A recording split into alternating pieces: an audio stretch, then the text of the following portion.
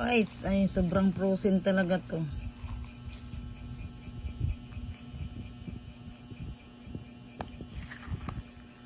Ayun, ang kaninang malabnaw ay ito na ngayon. Ang tigas. Luto na ang aking sopas.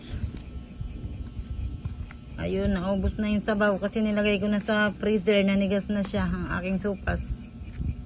Kasi si Alexis ay pang sopas ng macaroni ang binili. Kaya malalaki siya. Pero pag frozen na ay madudurog na rin yan. Magiging maliliit na rin yan. Ayan na guys. Ang sarap na kainin niya kasi ano na. Para na siyang ice cream.